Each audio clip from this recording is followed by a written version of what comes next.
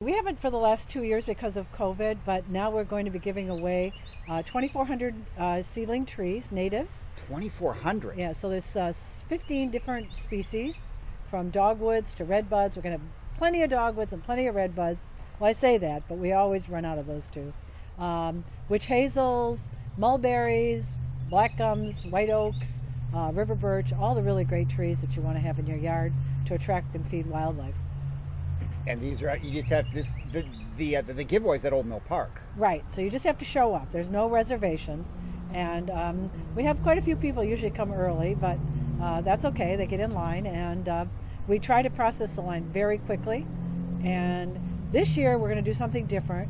Instead of just giving them the seedling, we're going to pot it up in a mulch pot so that they can, and then we're going to put it so that they come and get their tree, but they just get a will call slip, a reservation slip, and then they go pick it up when they're done doing Earth Day. So they get to stay at Earth Day without carrying around their trees and possibly killing them. A lot of people feel like they have to go home and put them in the ground right away.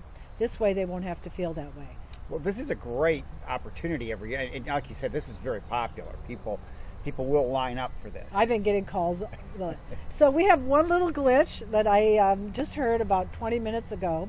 So the Rotary had arranged for Oberly School to help us pot up the trees.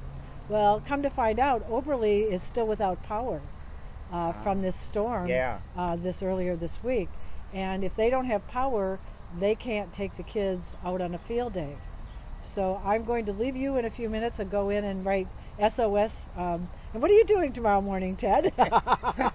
So you need some help. I need some help.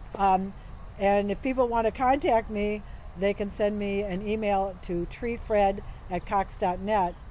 And we'll probably be doing it Friday morning as well, unless Oberly School comes back online, and then those 35 kids are going to show up.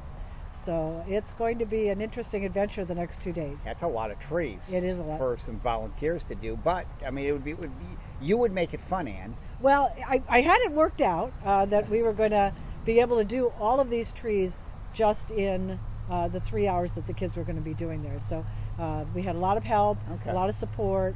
I'm really a logistics person. I really have to think through every angle and where is there going to be glitches, because I want people to have a good experience, but more importantly, we don't want to wear our volunteers out. We want our volunteers to come back and say, well, that was fun, I want to come back again. And usually we have that. Okay, so the one way or another, there are going to be trees on Saturday at Earth Day. Yes. I mean, it could be that we don't get them all potted up and people will get bare root trees.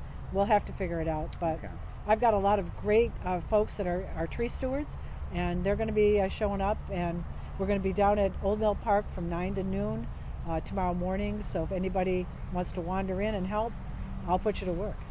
Okay. This is a great way to get trees, and this is open to anybody, isn't it?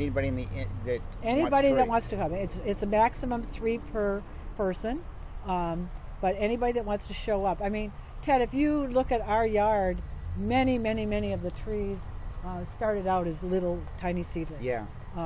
They grow fast and they don't take as much care because you don't have to worry about the crown to root ratio. So the roots, there's a lot of roots there to support that crown. And when you get a tree that's like a bigger tree, what we call a ball and burlap, they cut off 90% of those roots, and then the roots have to catch up with the tree. This way, the tree just takes off. So if you plant a tree that's this big, or this big, in 5 years, they're all going to be the same size because it's all about the roots. It's interesting that Fredericksburg, as much as you do in the city, these type of tree giveaways to the area, you're helping everybody in the region. Oh, we can plant all the trees that we can do along the utility strips and in the parks, but first of all, we're running out of room. But more importantly, that tree in your backyard is going to get so much bigger and affect so much more of our environment and last longer, because we want long-lived trees. The first 10 years of a tree's life is not really important. It's after it hits 10 years, 20, 30, 40, 50. An oak tree can live 400 to 500 years if well cared for. And so that's what we want to see. We want to see those long-lived trees, and we need to get them in people's yards instead of grass. I know people love their grass, but honestly, grass feeds nothing except rabbits. And even then, rabbits want clover. They don't want green grass. Maybe a few deer will wander into your yard too.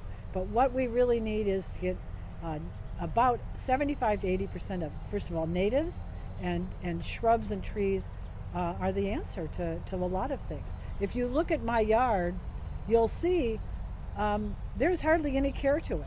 I don't have to mow the yard every day or every week. Getting ready for our tour next week, so we're going to be on the tour, the garden tour, next Tuesday for native plants. We spent exactly 9 hours, myself, my husband, and one helper, total of 9 hours to get our yard ready. That was for the season. I don't have to pull weeds because guess what? I've got the native plants choking out the weeds. So tomorrow at Thursday morning, 9 o'clock, 9 to noon at Old Mill Park if you want to help. If you want to help, or give me an email, and that would be great. If you're Friday morning, we'll probably be doing the same thing. I think I've got plenty of people on Saturday. The Rotary, of course, is just fabulous. The Fredericksburg Morning Rotary are just amazing. They're bringing a lot of folks to come out to help us, so that's exciting. 11 o'clock it starts Saturday. It starts at 11. We won't start giving out the trees until 11. We'd wait till that starts. But again, I'm going to urge people to come and see the whole thing. There's I think there's like 70 vendors. There's so much information you can gather. Another organization I'm affiliated with, Virginia Bluebird Society, is going to be there, and they're making little binoculars for kids out of toilet paper rolls. How fun is that, huh?